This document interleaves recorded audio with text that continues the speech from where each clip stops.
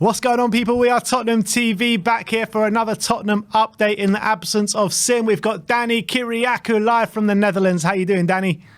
I'm good, Ben. I'm really good. Things are going all right. I was speaking backstage of how things are. So yeah, hopefully things will start looking even better very soon. But yeah, I'm good. Tottenham haven't sort of got to my emotions like some people has done, because I kind of mentally checked out a while ago, just so that it relieves me from less stress than I'm already dealing with. So it helps. So yeah, I'm really good. Let's see if you still have less stress over the course of this Tottenham update. But let's start off with the update about Fabio Paratici. Simon Jones of the Mail is saying there are rumblings that despite his ban and subsequent resignation, Fabio Paratici is still helping out Tottenham in an advisory capacity to help smooth the handover to the next sporting director. So apparently he's still involved. Do you know, actually, I was just discussing with you just before we came on about, I actually didn't hear the news, but I did actually hear that news. And when I saw it initially, I was like, it just made me laugh. It just made me laugh. It's like they're trying to do as much as they can with him while they still legally can. I don't even know if it's even legally possible, but he's got a ban, right? So I'm sure that in some capacity you'd think that that's not allowed, but who knows of the way football clubs are run these days. A lot of teams seem to get away with a lot of different things, not just dodgy transfer dealings and things like this. I just find it's like, you know when that quote came out, what was it, last week, where Daniel Levy was apparently leaning on professionals to help him get through this time or help him make these decisions. Bookmakers, Is Paratici one of these professionals that leaning on someone who's been banned from football for a few years because of the dodgy stuff that he's been doing? It just sums up, like, it just kind of epitomizes what's going on at this club, like the absolute mess that there is at this club at the moment. And for me, it's just a laughable thing, really. I can't take it seriously, because it's just like, okay, it's like every day you see something new come out with this club, whether it's manager news, whether it's maybe a player in news, or whatever it is, or the next manager said no, the next sporting director said no, and it's just like, it just completely epitomizes the absolute shambolic mess that is at this club. And it kind of shows even more that there isn't, and there's still not a plan. They've had months to look at this situation and prepare before the season, or before the kind of end of the season finishes, and then the new season or the preseason before that begins. They could have had their plans in place months ago, and they sacked Conte months ago, and they could have said, right, we need to have our manager in place, like Chelsea have. They just announced a new sporting director today, right? And they've announced their manager yesterday. So they've already been discussing the players, who's going to go, who's going to leave, what Pochettino wanted before he said he was going to agree to the contract. That is what you call a plan. They're already planning for exactly what they want to do for the next season. What I feel like with this news, it kind of makes you feel like it's the same thing as what we went through with the Nuno saga, like where it's like, tick the next manager off the list, next manager, next sporting director. And it's like, we're going to go to like our 15th choice, and they're not really going to be as invested as because they're our 15th choice. And probably the person who's going to be taking the job is going to feel, well, do they really want me, or they're just doing it because I'm the only available option? And then it puts more doubt, probably from the club's perspective, to really want to follow that person's vision and that direction, because it just feels exactly like the Nuno situation all over again.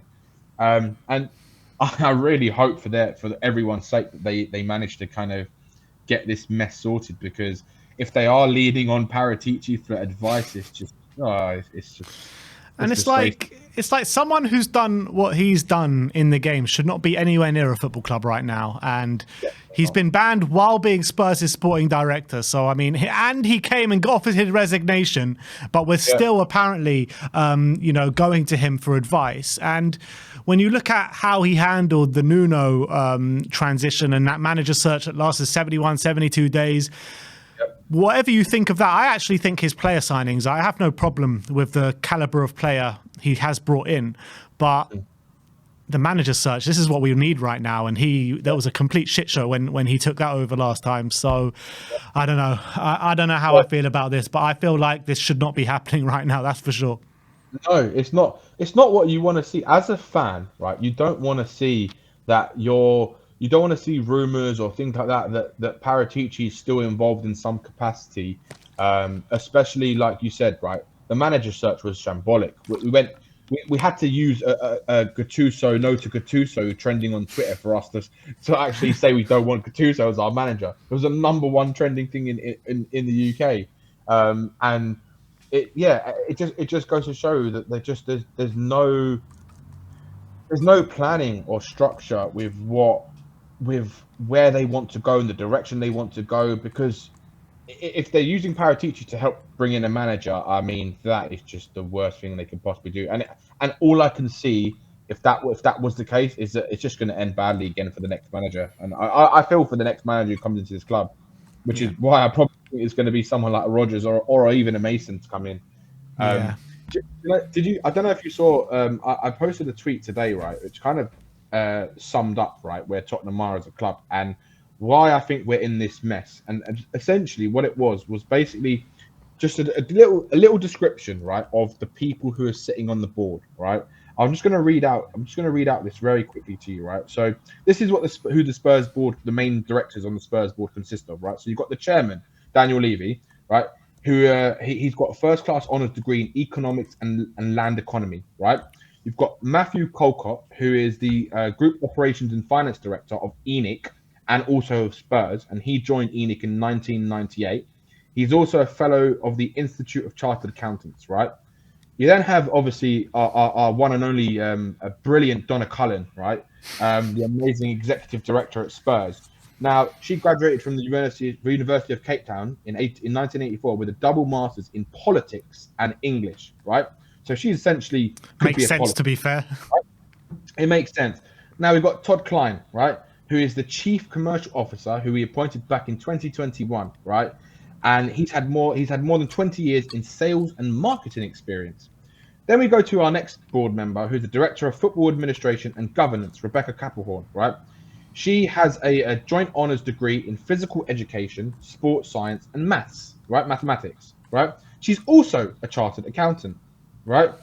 And then now we come to the last non-executive director, who is Jonathan Turner. And he also has a first-class honours degree in philosophy, politics, and economics. That is our Tottenham board, right? The one thing I cannot see on that Tottenham board is a footballing person. Yeah. A Glenn Hoddle, whoever it is, right? I do not see one footballing person on this board. And this is, for me, is the reason why this club is in the mess that it's in. Because we have politicians, we have people with economical backgrounds, right? Land economy. We have mathematicians and sports scientists. We have we have philosophers.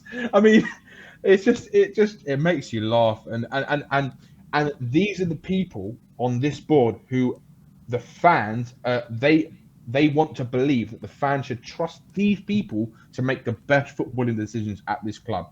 Now, granted, we can see that they've had the really good off-field management of the club, right? They've made a lot of money. They've put it into a state where we've got one of the best stadiums in the world, amazing infrastructure. We can host Beyonce world tours. We can host boxing matches, rugby matches, NFL, you name it. We're going to have go-kart tracks. We're going to have sports center. But the things that is the most fundamental thing at this club is the football, and they just keep getting it wrong. And you hear these things that they're leaning on people and Paratici might be involved in. It's just like, where's their brains? Where's their common sense? Like, and it makes your mind blown that you don't get any kind of hope or confidence that these people are going to make the right decisions in the footballing aspect. And it's like how I feel right now. It's like we have to rely on them getting lucky to kind of for us to progress to the next stage, or to have this new build that we need to completely reset the club. And it's just insane, really. For me, it's the definition of insanity. But I completely agree with you. And I think once you've read out those names that are on the board, it completely makes sense to where this club is going, right? Because off the field, absolutely brilliant with all the money and the revenue that they're generating. You know, it's absolutely spot on the way they run that side of the business, but the way that they run the footballing side, they can't run it in a good way because they don't know anything about football. They don't know enough about football to take this club forward. So, yeah, look, I completely agree with you 100%, and it's a very frustrating thing. But look, let's move on and let's talk about some footballing details. Let's talk about the potential next manager, Ange Postecoglou. Record Sports saying that Tottenham are set to make a strong move for Postecoglou in the coming days, and The Athletic saying the candidate who now looks to have the most momentum is Ange Postecoglou. He has been in Tottenham's thinking for a while. I mean, what's your thoughts about Postecoglou? First of all, I don't think he's been in Tottenham thoughts for a while. I think he's probably been a name on the low down in the list of who they wanted. We all know who their top target was, Nagelsmann. Poch probably was never on the list as much as Tottenham fans probably wanted him back. We all know that Levy was never going to go back to Poch because it's like saying, yep, I made a mistake. I've spent £500 million. I completely effed it up. And I'm going back to where I should have stayed in the first place. So he's never going to do that. Postecoglou, I actually like him. The more I've looked into him, the more I've researched him, the more I've kind of discussed with people who know more about him, about his style and how he is. Look, first of all, I want to say I know he's won like everywhere he's been, and he hasn't been in any of Europe's top leagues. So he's always managed. He's managed Australia and Asia. Obviously Celtic, where he's on the verge of doing a treble over there. But what I look at is his man management skills and his style of football. And his style of football is exactly what Tottenham fans want, right? Yeah. And in terms of his man management, he seems to really get everyone on board in the same direction. And I think any manager we bring into this club, it has to be someone who can really unite everyone into let's just say it for argument's sake, a vision that everyone can believe in and a philosophy that everyone can believe in.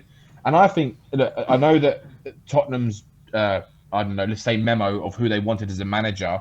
They said they wanted a young, exciting manager, and we know he's not young. He's 57 years old. But I don't think that.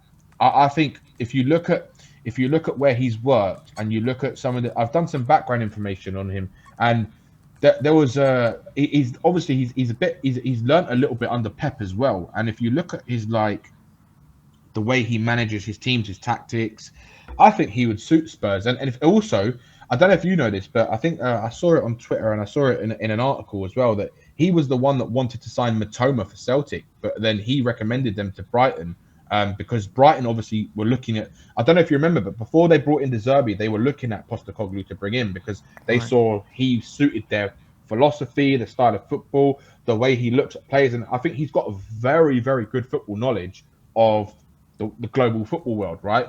And I think someone like him, he knows the Asian market very well.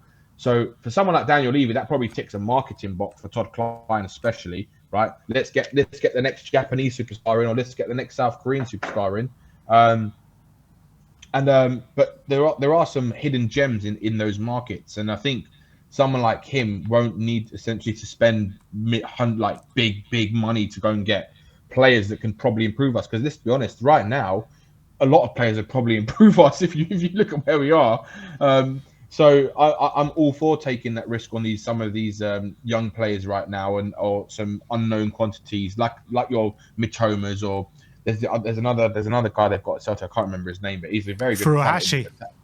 I think it is him. Yeah, he's a very good quality little player, and I think we can tap into that market a bit more. And yeah, for me, out of the names that are there right now, who is probably realistic, I think Postecoglou is the best bet. I mean, personally, I still would have loved to have seen someone like Gallardo in the role, because again, Gallardo's in that same boat. He's done unbelievable work where he's worked at River Plate in the MLS on minimal budgets as well.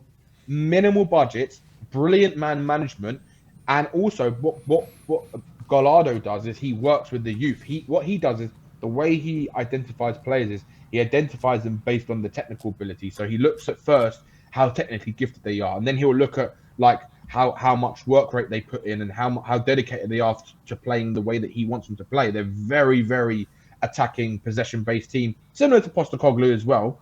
And I think Postecoglou, I think he'd be a good shout because I don't believe Tottenham are going to go for like a Gallardo. Don't know why, but if they're going to go for who they're linked with right now, Postecoglou all day long is the top of that list. And I would be a little bit excited to see what he'd be trying to do at Spurs. I mean, for me, he's not like an Arnie Slot. I would have preferred Arnie Slot because I think he suits the way where we want to go and what we need to do as a club.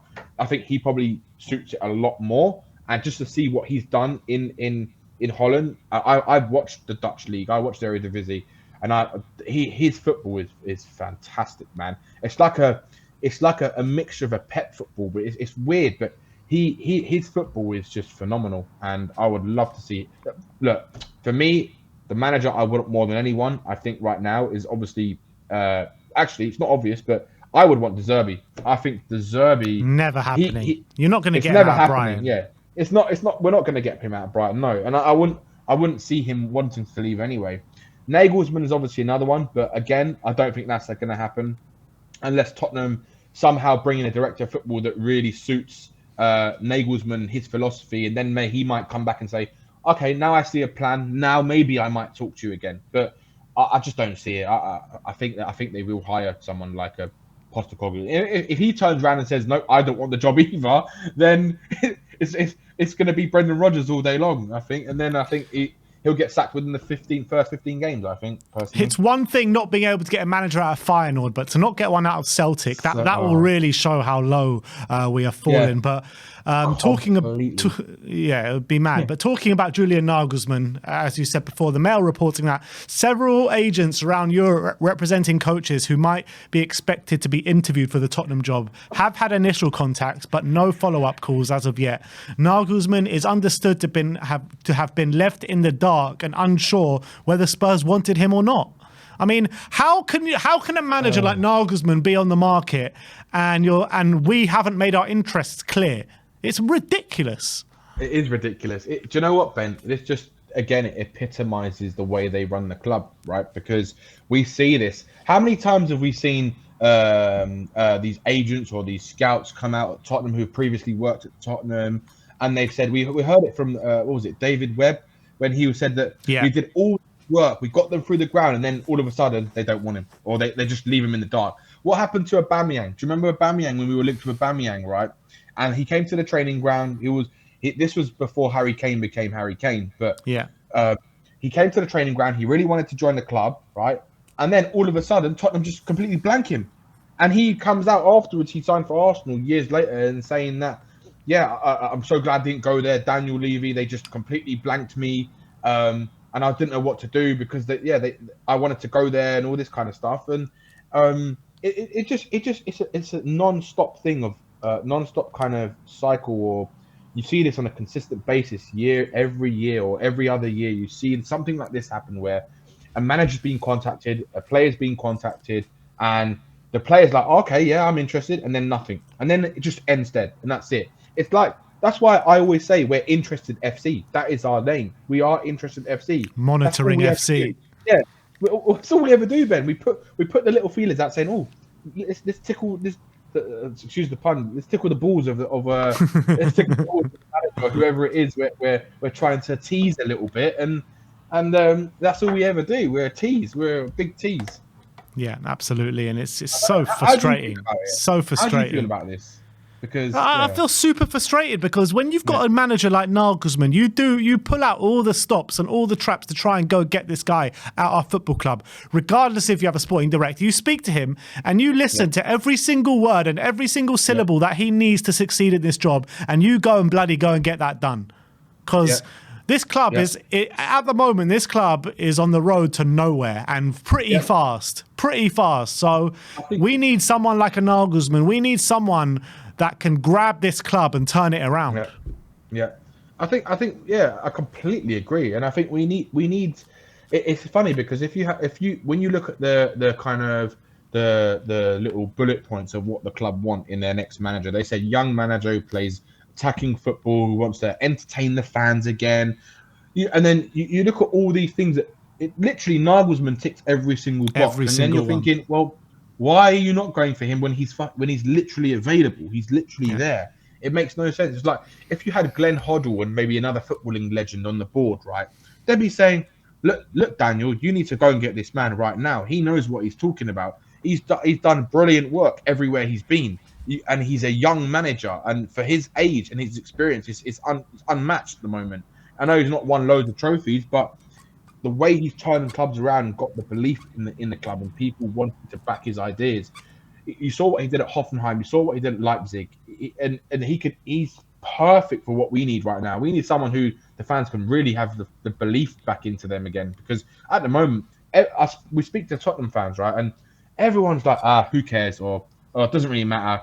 I'm still of the ilk where in that group where to be honest, it doesn't really matter what manager we get. Because even if we do pull off a Nagelsmann or someone like that, we still have to rely on the board to do what the manager needs them to do in order for them to work. Otherwise, if not, what we'll do is we'll see in 18 months to 24 months, we'll see the same thing again. And we'll be sitting here again saying the same things, saying the board needs to change, the board needs to go, and that's what's going to happen. And you kind of, that's why I said earlier about we need someone to come into the club, and we need to like get very lucky with them, and they need to overachieve in what the club expects of them. And a la Pochettino. Like a Pochettino, yeah. We need basically. But we got lucky with bringing him in, right? We got lucky with bringing him in. We wanted Louis van Gaal, and the rest was history. So I mean, every time they've had a good run, Enoch, it's always been with a stroke of luck. I agree. So maybe Postecoglou could be that guy because he's not been top of the list, right? He hasn't been top of the list. And if we do manage to get someone like him in, he could be our next Pochettino, for example. And I think he's got a good chance to do it. I mean, we don't know what he's going to be like in England. We don't know what he's like in any of Europe's top leagues. But look, I think I'd rather have him than Ryan Mason manage. I think if Ryan 100%. Mason if he or Brendan Rodgers even. I mean, I know. We were having this debate on Savage channel the other day about, and I've seen him talk about before about Brendan Rodgers and kind of just being on like a devil's advocate to say, well, look, he's won a trophy. He's I know he's not been playing well in the last sort of year and a half, 18 months, but he's still a good manager. And I say, well, the problem is when you look at what he has done in his recent years, he's taken Leicester from where they were, right, to basically helping them to aid them for relegation, right? He's aided them towards their relegation, and it seems that he's fallen out with players. It also seems that if you look at, I know they went for a summer where they didn't sign anyone, but if you look at where they were, they bottled top four twice in a row on the last day of the season. But they had no right getting top four both those years. They didn't. But I wouldn't say they played amazing football. They played a counter-attacking style football, right? They didn't play a possession-based game. This is Leicester we're talking about, though. Yeah, I know, but the thing is, I don't think the fans will be happy with the Brendan Rodgers type of football as much as. I don't know. I disagree. I disagree. I think that Brendan Rodgers gets a really bad rap, to be honest, and I think it's a bit unwarranted. I think yes, you're completely right in what you're saying. He bottled top four twice with Leicester, where. Look, Leicester had no right to get it, but with the good work that they did do in the first half of both seasons, they probably should have got it. Second half of both seasons was both terrible.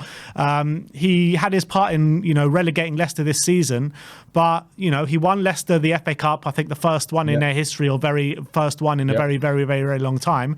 And when you look at the football he's played over his career at Celtic, at Liverpool, and at Leicester, for the most part, it's been high-pressing, really good possession-based football. And I think once he's had to change it into a counter-attacking style at Leicester, he has. And that shows, to me, variation in his managing style. So I actually think Brendan Rodgers is a good manager. Do I want him at Spurs? No, because I think there are much better options out there.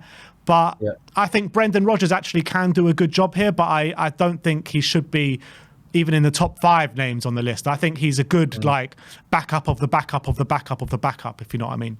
Yeah, I see. Now, and I get what you're saying. I think it's it makes a lot of sense. And I think I'm of the same opinion as you. I completely agree. I think with someone like Brendan Rodgers, personally, I'm just not sure if he's a project manager in the sense where can he completely rip up this culture, and is he someone that's going to the players are going to look at and the fans are going to look at and really have the belief that he's the man to change it. He's going to have to really like do a lot to get the fans on board, because I think with Rodgers, what the problem is with someone hiring someone like Rodgers is that there's already like a majority of the fan base that are looking at him and be like, I don't want Rodgers, right? So you're already on the back foot. You're already on the back foot because so many fans don't really want him there. And if you start playing bad as soon as you get in, it's going to be like Nuno all over again. He'll be gone within 15 games. And then we're going to have a permanent interim manager as Ryan Mason. So we're going to basically give Ryan Mason a permanent interim manager contract and say, look, every other 6 months, we're going to hire you once we sack our manager in the first half of the season. You can do the second half of the season instead of being a full-time manager. So then, yeah, it's kind of how it feels like at the moment.